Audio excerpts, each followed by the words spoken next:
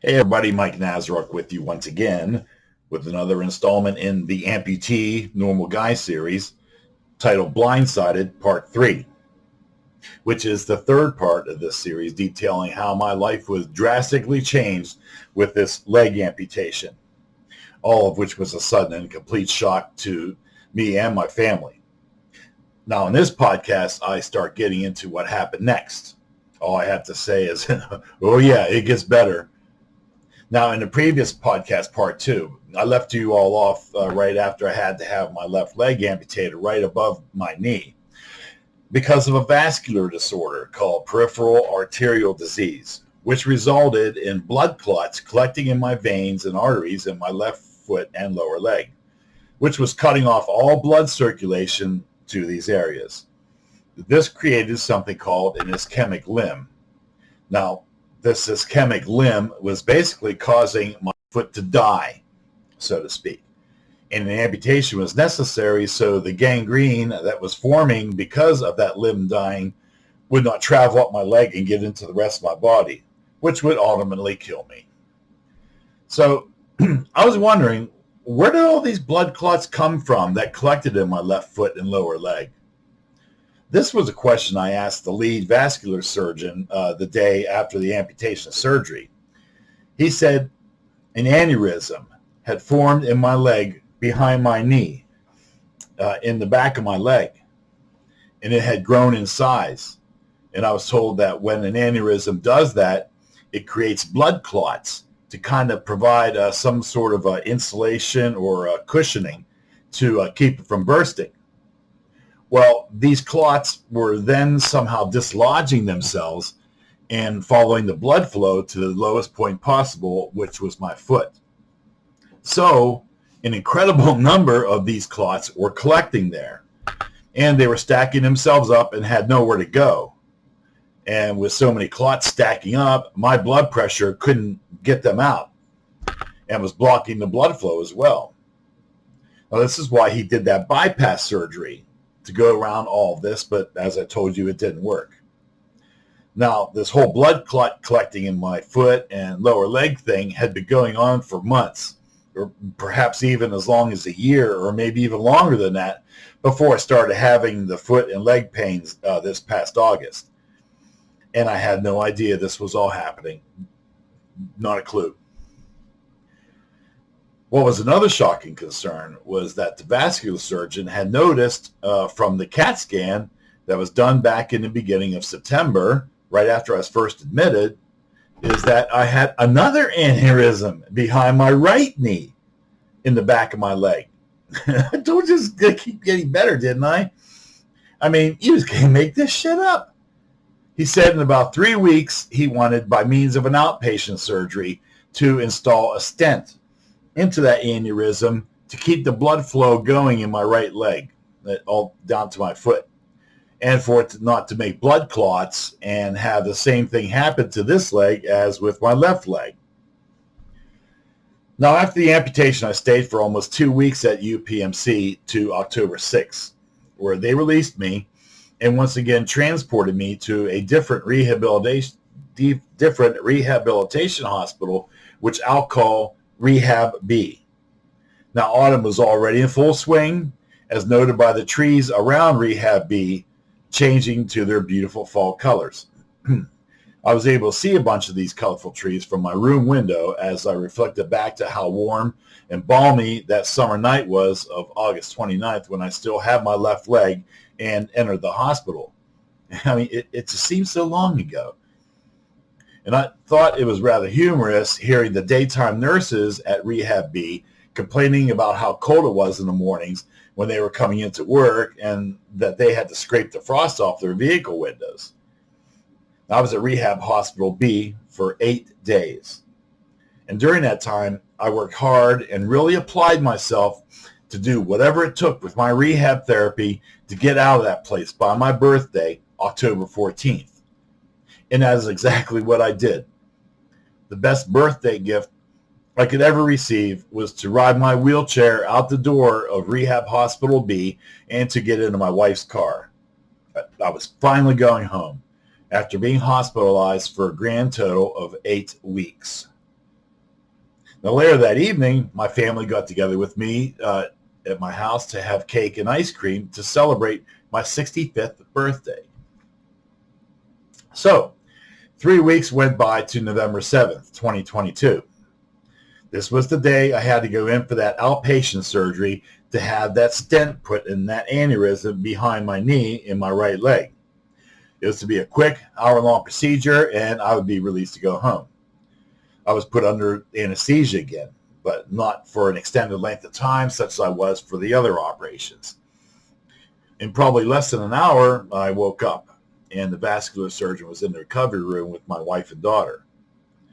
They were just both sitting there with kind of a blank look on their faces. And the look on the vascular surgeon's face was all too familiar as well. I could tell he didn't have good news. So I looked at him and just asked him, well, how'd you make out? Did you get that stent put in? He took a deep breath and replied, no, we were not able to. I had a suspicion about something. So I snaked the camera down to where the aneurysm was behind your right knee and saw that it increased greatly in size than what it was back in the beginning of September when we first did that CAT scan. I also found out that of the 3 arteries below your knee that feeds the main vein that goes into your foot, well, 2 of them are clogged with blood clots. So basically the same thing is happening in your right leg that happened in your left leg. Well, all of a sudden, I just had this sick feeling in my stomach.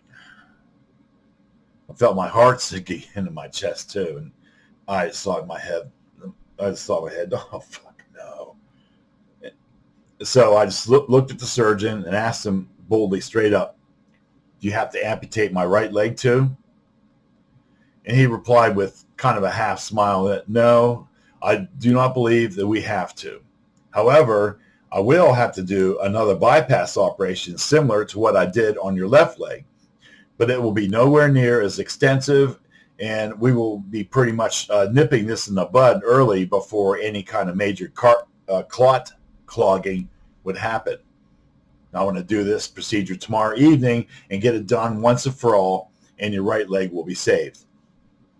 I mean, I agreed to that immediately, and that meant being admitted once again.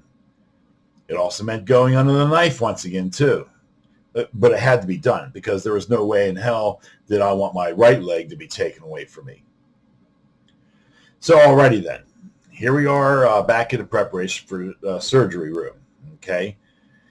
They finally wheeled me into the freezing operating room and began to hook up all the wires, sensors, and all that other junk to me once again.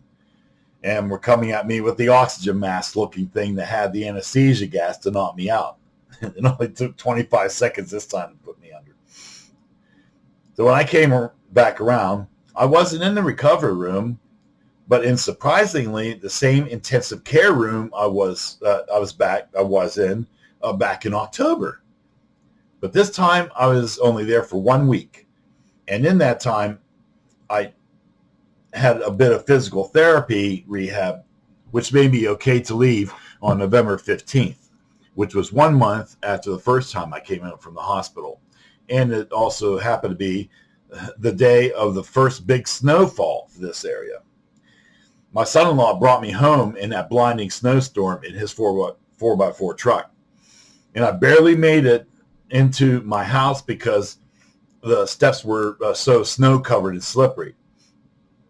But once I got into my house and reached the safety of my living room recliner, I didn't go anywhere until Thanksgiving Day the next week, when we went to dinner out of my sister's place about 30 miles away. That trip to my sister's was, and I don't know the right word to use here, but I'll just say it was maybe bittersweet. Well, the reason being is that we all piled into my truck for the trip, which is the first that I have been in my truck since that evening of August 29th.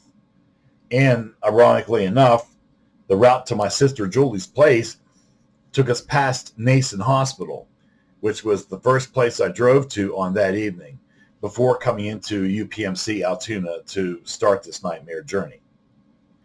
Now, my next trip in the UPMC was on November 28th to have the vascular personnel check the blood flow in my right leg and foot and to remove the staples and stitches off the 8-inch long incision in my lower right leg. And I'm very pleased to report that there were no surprises this time. Strong blood flow and an even stronger pulse was observed in my right foot. The operation was a success, yay. But little did I know at the time, this was only going to be a short-lived triumph. There'll be more about that in one of the next podcasts I'll put out. So now, after all that, I had a consultation with a prosthetic specialist on December 1st about getting a prosthetic left leg. But there's a process one has to go through. And that involves having to wear a heavy nylon sock on the remnant of my left leg in order to shrink it down to better fit the prosthetic appliance whenever I finally get it, which according to the prosthetic people was going to be sometime in February. Now the rest of December 22, including the Christmas and New Year's holidays, went without any issues. So I was pretty much confined to my wheelchair at my house with nowhere really to go and just simply stared out the window at the snow flying. Well, all right then. That'll be all for right now. I want to thank all of you for watching my podcast while I share this really bizarre journey. Please give me a thumbs up down below if you like this podcast series, and please leave a comment if you so wish. I still have a lot more of this story to tell because it's not over by a long shot. So please look for the next Amputee Normal Guy podcast, which will be coming your way in the very near future. So till then, y'all take care, and we'll see you soon. Goodbye.